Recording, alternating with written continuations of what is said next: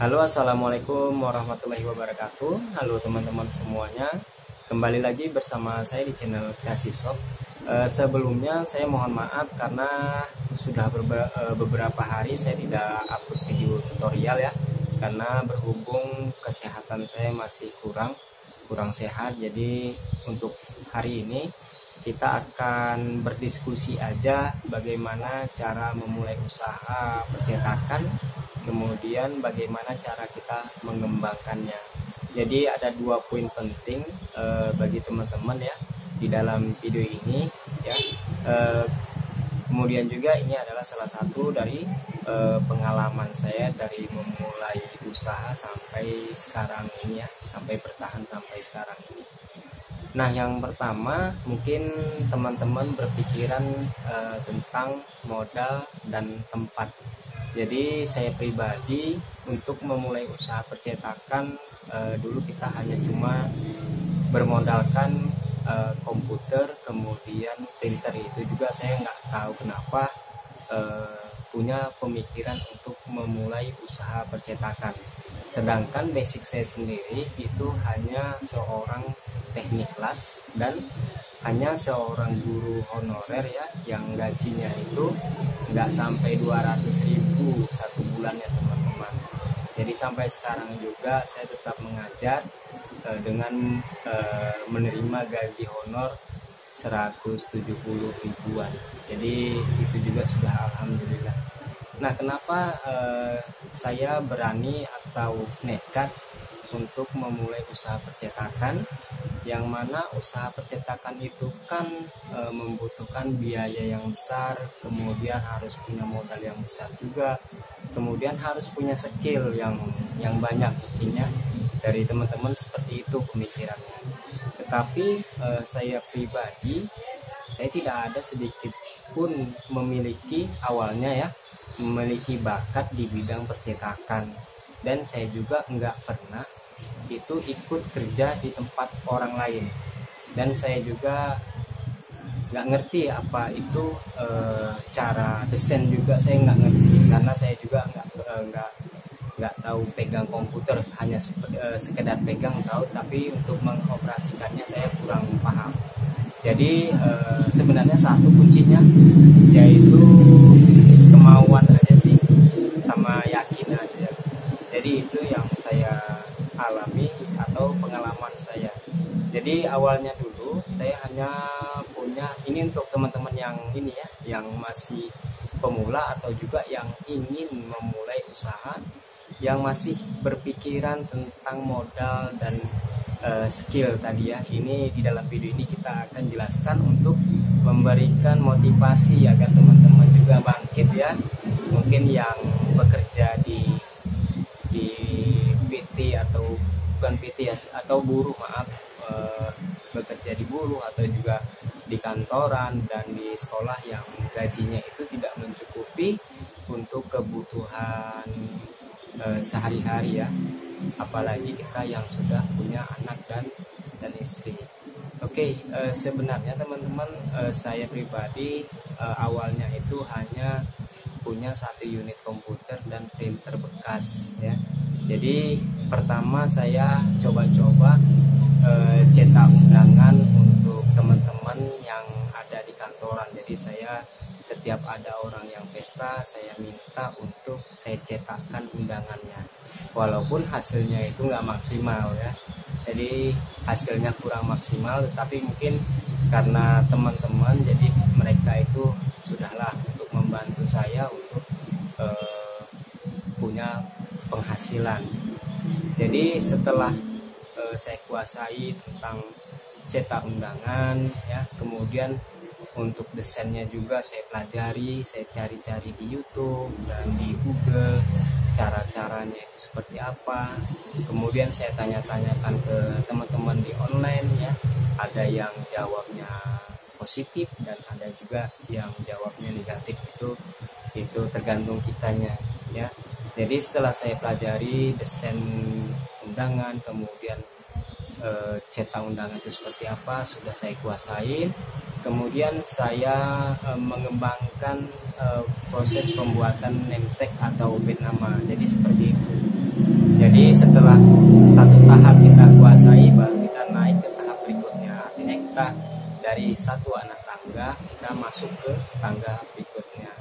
Kemudian saya belajar juga, setelah cetak undangan saya belajar membuat bed nama ya, atau name tag ya. Pada masa itu name tag lumayan harganya, dan sampai sekarang sih sebenarnya masih saya jual 35.000 untuk di offline. Nah, karena penjualan offline itu kan terbatas teman-teman. Jadi penjualan offline itu, apalagi kita kan belum punya nama nih ya, kita nih belum punya nama, sehingga untuk penjualan produk kita itu susah. Dan apalagi produk yang kita buat itu masih di bawah kualitas dari orang lain. Jadi saya coba-coba masuk ke dunia online dengan mempromosikan di Facebook atau juga media-media sosial lainnya. Dan yang alhamdulillah feedbacknya itu bagus gitu. Jadi saya kembangkan, saya pelajari, saya kembangkan dan saya pelajari, dan alhamdulillah saya bisa menjual produk saya walaupun dengan printer waktu itu Canon ya teman-teman ya. Dengan printer Canon saya bisa menjual produk saya ke berbagai kota, dan itu salah satu kemajuan terbesar menurut saya pribadi ya, walaupun masih dalam satuan atau juga puluhan bed nama. Nah kemudian setelah itu ada pelanggan-pelanggan mungkin yang respon dengan kita, kemudian mereka meminta atau mengecat kita itu untuk membuat medali teman-teman. Jadi saya juga kan ilmu percetakan, kembali ke awal tadi, saya basic saya bukan di percetakan ya, basic saya itu di teknik las atau di bengkel. Jadi saya pelajari juga tentang pembuatan medali, apa-apa saja sih modalnya gitu, apa-apa saja sih bahan-bahannya, kemudian apakah alatnya itu harus yang mahal. Ternyata setelah saya cari-cari informasi ya di online juga, itu sama aja sih, hanya menggunakan printer kemudian ya resin itu aja. Jadi saya pelajari, kemudian saya buat produk dan saya jual. Dan alhamdulillah juga ya, mungkin keberuntungan saya atau juga karena dari keyakinan tadi ya, keyakinan kita, produk itu laku terjual, kemudian ada berbagai dari sekolah atau juga kantoran yang meminta jasa kita untuk pembuatan medali. Saat itu masih medali akrilik, belum masuk ke proses etching atau juga etsa ya.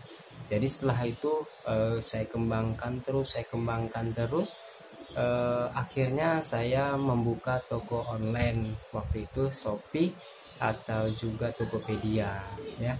Jadi sampai sekarang ini Kreasi Shop alhamdulillah kita sudah menjual berbagai produk kita ke beberapa kota ya di Indonesia ya, walaupun kita untungnya itu sedikit ya teman-teman.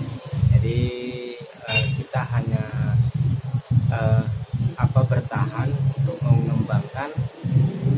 mengembangkan usaha kita, karena kan usaha kita memang usaha kecil yang memang dari dasar tidak punya modal, dan setiap ada keuntungan kita itu beli mesin gitu, misalnya untuk pembelian printer, kemudian pembelian mesin cutting, kemudian untuk menambah mesin fotokopi dan lain sebagainya.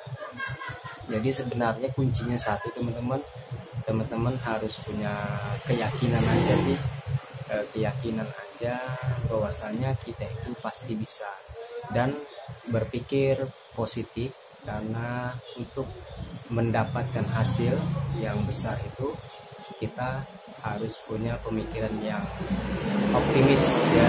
Jangan pernah sesekali teman-teman itu mempunyai pemikiran yang pesimis, karena pemikiran yang pesimis itu ya, itu adalah salah satu doa juga sebenarnya yang tanpa kita sadari itu menjadi bumerang bagi kita ya.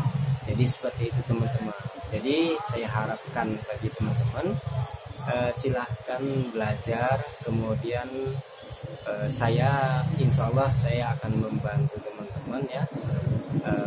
Kemudian silahkan teman-teman komen di bawah apa yang bisa saya bantu, karena saya pribadi tahu bagaimana sulitnya mencari ilmu di dunia online ya. Yang mungkin kadang-kadang ada teman dari sana itu yang memberi petunjuk benar, dan ada juga teman yang dari sana itu memberi petunjuk yang salah. Jadi antara kedua poin itu kita ambil positifnya aja ya. Itu sebagai batu loncatan buat kita ya. Jadi kenapa sih saya kok mau mengajari, bukan mengajari sebenarnya, saya juga masih belajar, jadi sama-sama kita belajar ya. Semoga kita sama-sama atau bareng-bareng lah menuju sukses, karena kita sudah capek juga ya bekerja, mungkin ikut orang sana sini, kita sudah capek. Kita ingin punya usaha sendiri, kita ingin berkreasi sendiri dan mengembangkan potensi kita yang ada. Ingat teman-teman, setiap orang punya potensi yang harus digali, dan setiap orang juga pasti punya keberuntungan. Oke, salam dari saya Crazy Shop. Assalamualaikum warahmatullahi wabarakatuh.